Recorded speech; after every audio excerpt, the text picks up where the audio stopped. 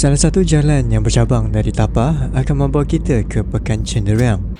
Cenderam mendapat namanya dari pelbagai versi. Ada yang mengatakan bahawa pada zaman dulu, pengumpulan imigran Cina di JT Merdekatan dipanggil sebagai Cinerang.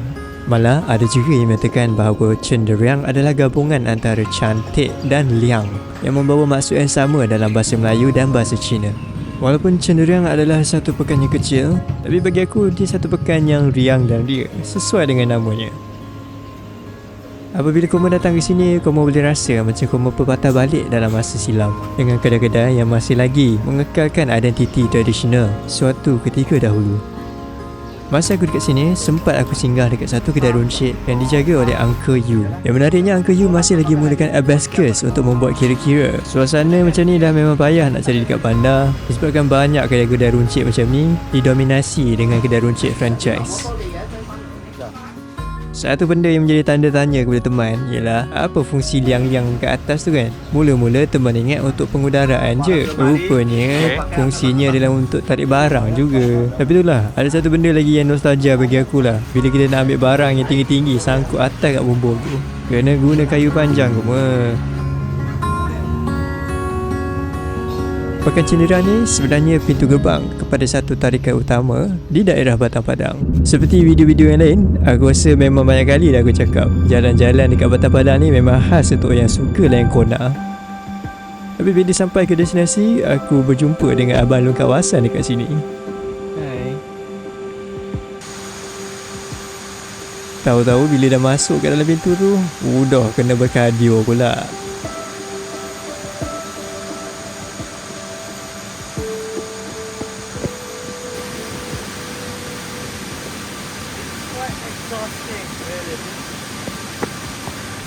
Sedor-sedor je teman dah daki sepanjang 2 km. Tapi semuanya akan berbaloi apabila Mika nampak kecantikan latte ini.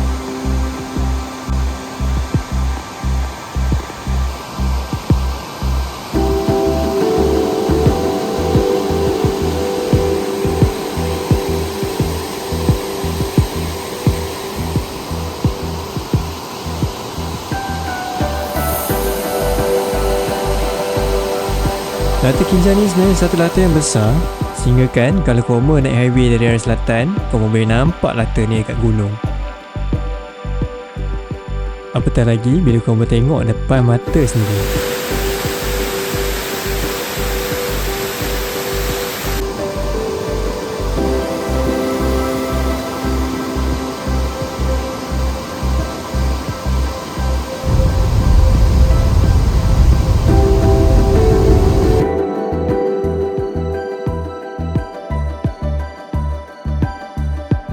Sebesar-besar latte utama, latte-latte yang lebih kecil dekat bawah latte Kinjal ni boleh tahan menakjubkan juga.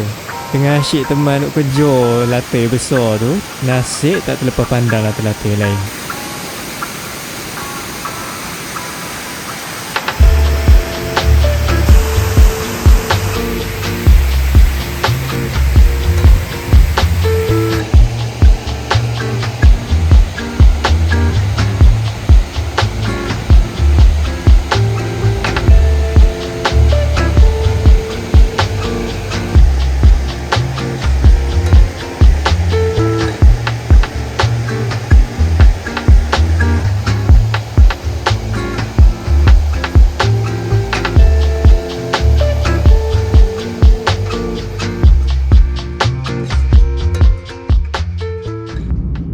Kalau nak dikatakan tentang jalan yang berliku-liku, aku rasa Tapah ni memang banyaklah jalan yang berliku. Tapi di antara yang paling ekstrim aku rasa adalah jalan untuk ke Cameron Highland lah dari Tapah.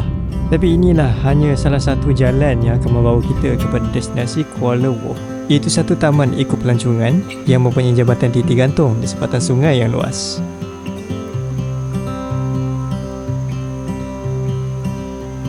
Bergantung kepada kawasan mana yang korang mandi, sungai ini mempunyai poket-poket mata air panas. Jadi bila korang pijak pasir tu tiba-tiba panas tu, janganlah terkejut pula. Secara keseluruhan, aku rasa sungai ni banyak batu-batu, so korang kena hati-hati sikit lah. Tapi airnya tak adalah deras mana.